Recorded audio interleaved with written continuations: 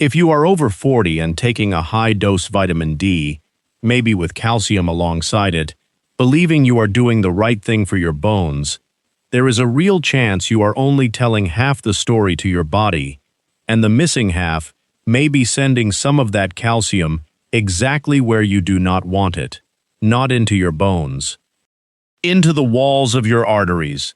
I am Dr. Hale.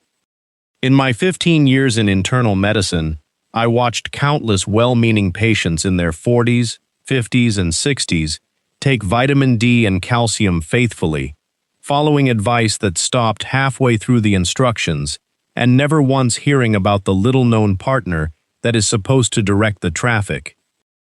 That partner is a vitamin called K2, and by the end of the next few minutes you will understand how these three, vitamin D, calcium, and K2, are supposed to work as a team, whether you actually need a K2 supplement or can simply eat for it, and the one group of people who must never touch vitamin K without talking to their doctor first, because for them it can be genuinely dangerous. That last part matters, so stay with me for it. Let me start with the part you already know, because it sets up the problem. Vitamin D is essential for your bones, and here is the reason. Vitamin D is the vitamin that lets your body absorb calcium from your food. According to the National Institutes of Health Office of Dietary Supplements, without enough vitamin D, your gut simply cannot take up the calcium you eat, which is why the two are talked about together, and why doctors recommend vitamin D as we age and our bones grow more fragile. So far, so good. You take vitamin D, you absorb more calcium, and your body has more raw material to work with. But here is the question that changes everything, and it is the question that almost no supplement label answers. Once that calcium is floating in your bloodstream, what actually tells it to go into your bones, instead of settling somewhere it should not? That is the job nobody talks about, and it belongs largely to vitamin K2. Let me give you a picture that makes it click. Imagine calcium is a delivery truck full of building materials, and your body is a busy city. Vitamin D is the gatekeeper who opens the city gates and lets all those trucks in. Wonderful. But a city full of delivery trucks with no traffic cops is chaos. The trucks pile up wherever they happen to stop. Vitamin K2 is the traffic cop. It switches on the proteins whose entire job is to wave those calcium trucks toward the construction site, your bones and teeth, and away from the places they cause damage, like the soft walls of your arteries. The National Institutes of Health Office of Dietary Supplements describes vitamin K as necessary for activating proteins involved in both bone metabolism and healthy blood, proteins that stay switched off until vitamin K does its work. So picture the scene when you have plenty of vitamin D, but very little K2. You have opened the gates wide and let a flood of calcium trucks into the city, but you have almost no traffic cops on the streets. The calcium gets in. It just may not end up where you were hoping. Let me go one layer deeper, because the mechanism is genuinely worth knowing. Vitamin K2 activates a couple of key proteins. One of them grabs calcium and locks it into the structure of your bone, making the bone denser and stronger. Another one sits in the walls of your arteries and works to keep calcium out of that soft tissue where it does not belong. Both of those proteins are useless, switched off, inert, until vitamin K2 flips them on. So without enough K2, you can have all the calcium and all the vitamin D in the world and still be short on the very workers who put the calcium in the right place. More raw material, fewer traffic cops. Why does this matter so much after 40? Because this is the exact stretch of life when two things start happening at the same time. Your bones begin to lose density, so you and your doctor reach for calcium and vitamin D to protect them. And your arteries begin, very slowly, to stiffen and to collect calcium deposits, a process linked to heart disease. So the very years when you most want to steer calcium into your bones are the same years your arteries are most vulnerable to collecting it. Getting the traffic control right is not a small footnote. It is the heart of the matter. And I want you to understand something about bone that most people never picture. Bone is not a dead scaffold that just sits there. It is living tissue, torn down and rebuilt every day of your life by two crews of cells, one that removes old bone and one that lays down new.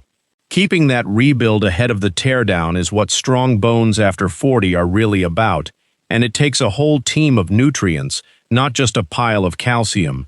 Vitamin D to let the calcium in, K2 to place it, magnesium to help vitamin D work, protein for the framework the minerals attach to, and weight-bearing movement to tell the rebuilding crew to keep showing up for work.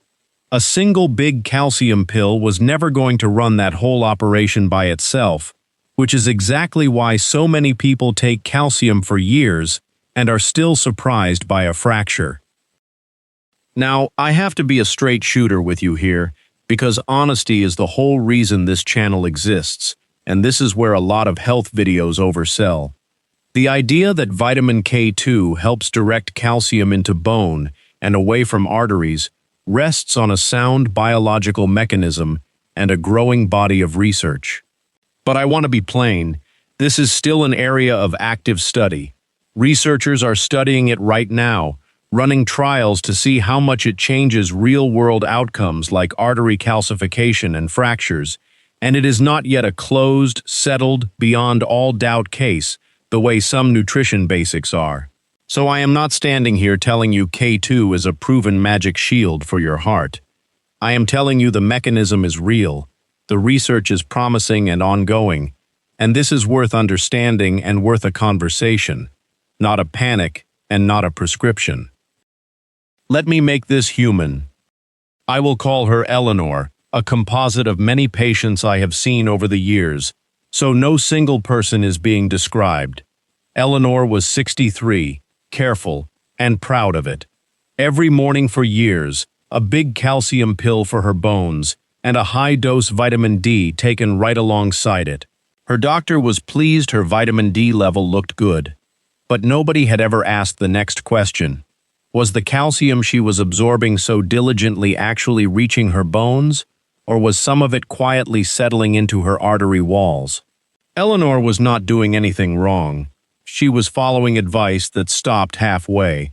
When we talked it through, she was surprised and a little annoyed that in all those years, not one label and not one aisle had mentioned the traffic cop. Let me pause here, because if this kind of honest, connect the dots explaining is what you have been hungry for, do one small thing: subscribe to Dr. Hale, and comment your age below. Are you in your 40s, 50s, 60s, or beyond? I read them, and it helps me make these for the people actually watching. Then stay with me, because before you buy anything, we have to cover the warning, and for one group of people it is genuinely important. Here is the warning I promised, and please take it seriously. If you take a blood-thinning medication called warfarin, sometimes sold under the brand name Coumadin, you must not start a vitamin K supplement without talking to the doctor who manages that medication. Here is why. The National Institutes of Health Office of Dietary Supplements is clear that vitamin K plays a direct role in blood clotting, and warfarin works precisely by interfering with vitamin K to keep your blood thinner. So adding a K supplement can push against your medication and throw off the careful balance your doctor has set, which can be dangerous. If this is you, this is not a decision for a video or a label. It is a conversation with your doctor, full stop.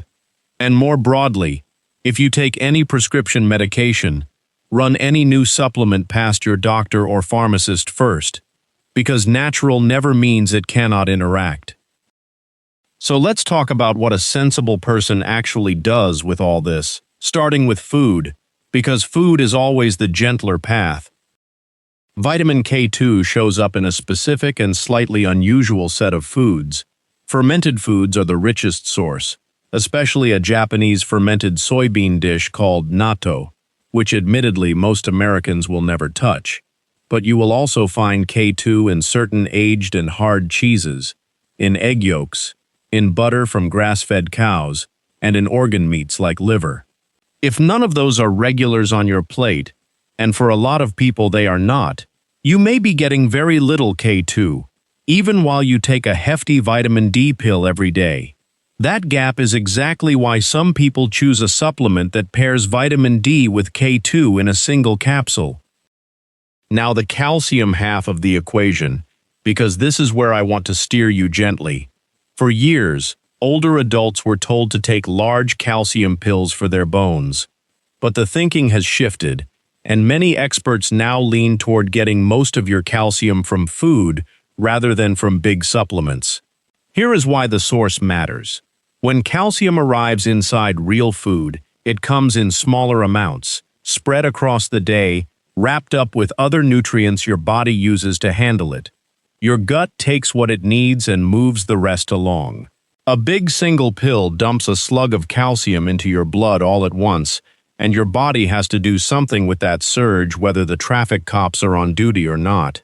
Think yogurt and cheese, canned sardines and salmon with the soft bones, tofu set with calcium, leafy greens like kale and collards, almonds, and fortified foods.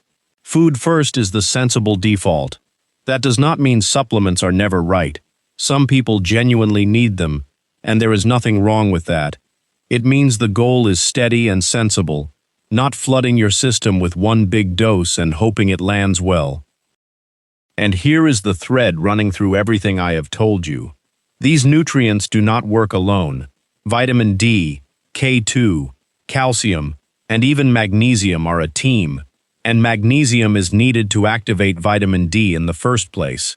Taking a heroic dose of one, while ignoring the others, is how people end up frustrated, or worse, working against themselves. Your body is a system, not a row of separate bottles on a shelf. So let me give you your this week checklist, the practical steps that come out of all this. 1.